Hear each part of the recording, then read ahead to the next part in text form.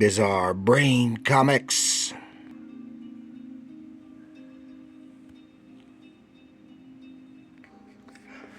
Hello, my comic book friends, and welcome to Bizarre Brain Comics. I'm Gary, your host.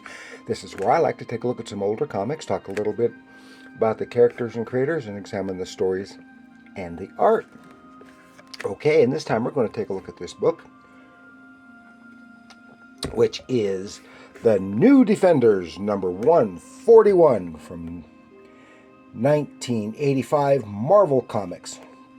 And this is written by Peter Gillis, pencils by Don Perlin, and inks by Kim DeMulder. Now, for those who may not be familiar, the Defenders are an ambiguous superhero group with a rotating membership published by Marvel Comics. Usually presented as a non-team of individualistic characters, they often encounter mystical or supernatural threats.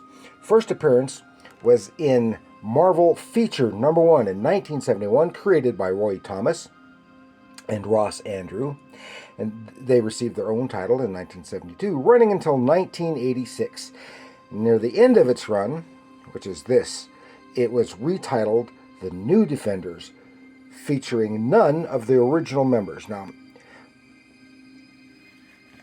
I've never been a real big Defenders fan, but I did like the earlier incarnations of the Defenders with Doctor Strange, the Hulk, the Submariners, etc. And for a long time in there was Valkyrie with the others, and in this incarnation is different. This has the Gargoyle, who I think I've only seen in the Defenders. I don't know much about him, and of course the Beast, late of the X-Men, and Angel, also late of the X-Men, and also Iceman. So it's basically the X-Men with some extra characters. And so I don't know much about him. I like this version of the Beast better than the later Ultimate version, where he had a more cat-like look. I like this version, the blue fur, and well, that was blue fur too, but he doesn't have a cat look. He has a semi-human look. In this issue, this is one nice thing about this particular issue, that it is one and done. Although it refers back to previous issues, and it is some menace that they have faced before. But this story is basically one and done, which is relatively unusual, especially in this time period for Marvel.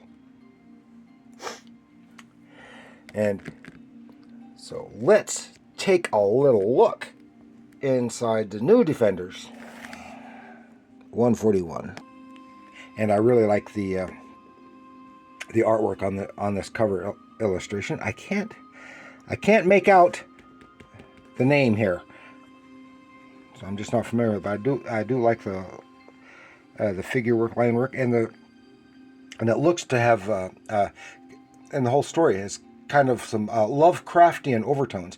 In fact, if it weren't full of superheroes, it would appear more like a horror story, and it still is, as far as I can tell. It still is pretty much a horror story. It's just with superheroes in it.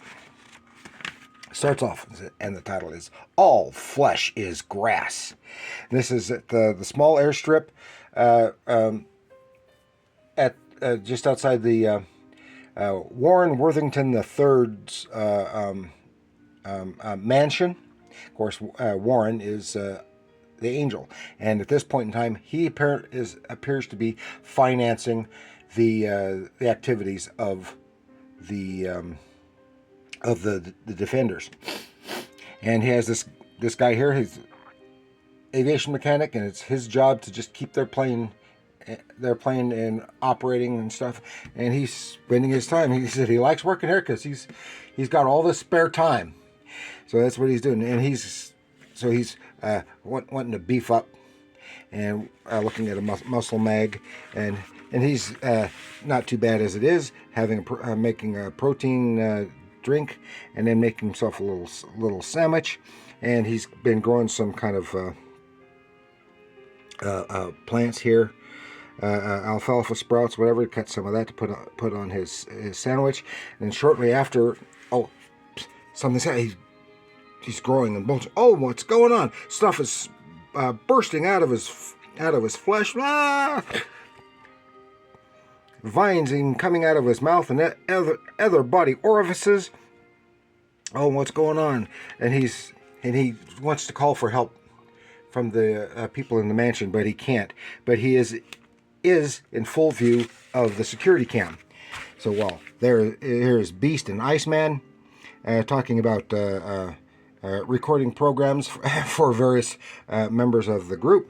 When they get an alert, they look at the cam and they see, the guy is a buddy of theirs. Something's happening to him, and they quickly rush down to the hangar. Find out, oh my gosh! Now this is they recognize this as something that they have dealt with before, but Iceman quickly freezes this the vine growth coming out of the man's body and him, flash frozen to protect him.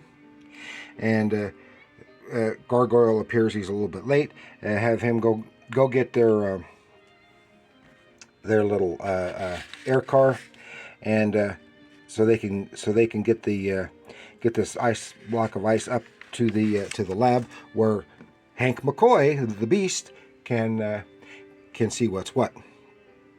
Then we see near in the same valley here, a nearby ranch. Said, "What's going on?" Looks out there, and the horses are stampeding, but not just stampeding. They are being ridden by what, plant men?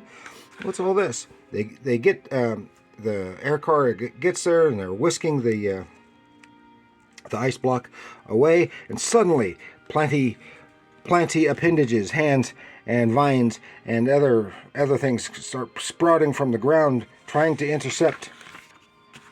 They almost do, but they do get into the little hidey hole just in time, and get him into the lab so McCoy can take a look at him. And the others go on up into the main house and start calling for help from the other defenders, who are on their way there. Aircraft, their private aircraft, and they get the notice for help. It says, under attack, guys, hurry back here. Stuff like that. And of course that's Angel. I like this version of the Angel. I don't like Angel when he's later Archangel with the metal wings. I don't like that at all. And then, of course, is Valkyrie without her winged horse. And a newcomer is Moondragon, the bald deity. And I don't know who the guy is in civilian attire, but he is a comrade. So they try to hustle up at getting there. Meanwhile, in the mansion, there's a strange mist forming outside the mansion, but fortunately it is sealed off. Everything is sealed off. Then the doggy, their dog starts yapping at the windows. Oh, what the heck? Ooh! It's bunnies, killer bunnies, killer plant bunnies. Oh, they're trying to get in, and fortunately everything is reinforced and they can't get in. And then Gargoyle, who has one injured hand, he sends one of his mystical zap beams right through the glass. He says, I've been practicing. I realize I can focus. If I focus it properly, I can go right through glass without damaging it. So he zaps all the attack bunnies. And they're all they do is they're waiting for reinforcements, and they can't help Hank. So I said, Hank, what's going on? And there's Hank in his isolation suit. is examine it, and it's some kind of parasitic type spore that attacks and takes over life forms and spreads, and it's extremely dangerous. I'll have to try to work on something here. I'm working on it. It'll take time. Hold the fort. Meanwhile, the plane is coming in. They're coming in for a landing at that very airstrip, and they can't do it. They can't land because the plant thingies have taken over, and they have to take off, go back up into the sky and go to another nearby airport to land, and then get a lift. Well, Angel takes off, and Moondragon uses her magic to kind of bamf everybody over there, and and there's Angel. He sees the mist. He's suspicious of it. And then he sees an owl who gets engulfed by the mist and is taken over right then. So he stays away from that mist. And they congregate up on top of the valley, and they see, the horror. See, very Lovecraftian, something disgusting. Taking over the whole valley, and it's all merging into one giant life form.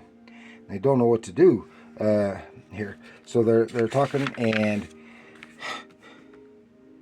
meanwhile, it's still trying to get into the house. And they said, "I think I've got something. I may have something. I'm getting close." That's McCoy, and then we see that the planty life form has just merged all into one gigantic wormy plant thing. Moondragon says she thinks she may be able to do something. So she surrounding herself with her mystic energy, and she is engulfed in the plant thing, but trying to attack it from within. But it's unable to penetrate and affect her. But she said she's not powerful enough to do it alone.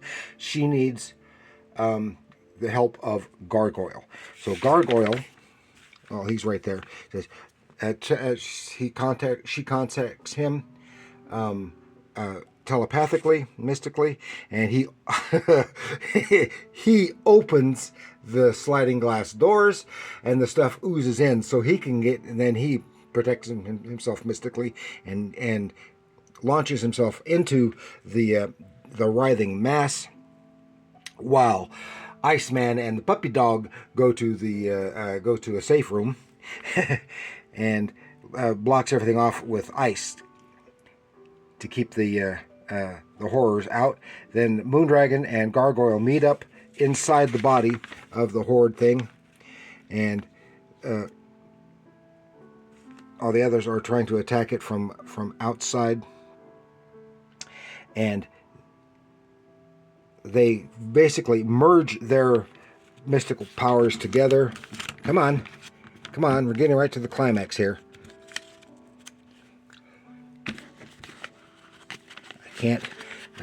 There we go. Last page, and it whoosh. Their efforts destroy the entire thing, the entire planty thing, and saves the valley. Meanwhile, Beast has come up with a treatment to save their friend, who is now going to be okay and is in the lab resting peacefully. But this hints at maybe a little bit of attraction between Moondragon and Gargoyle, the two mystical characters. And that is the end of this adventure. I like this reading. As I said, was never a big fan of the Defenders, or the new Defenders especially, but I really enjoyed this story. It's one and done. I think it was well written, well paced, and some very nice artwork, especially on the cover, but nicely done on the interior as well.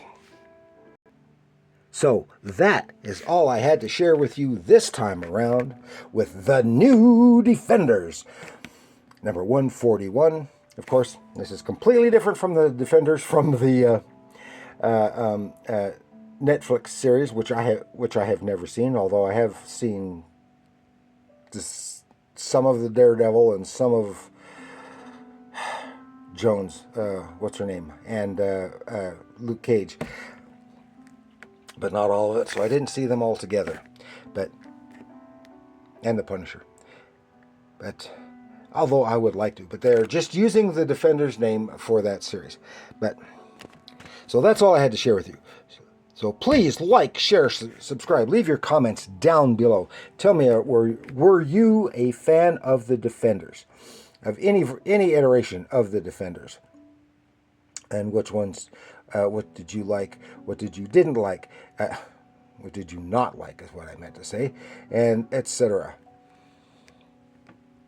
So remember, comics. There we go. Comics are art.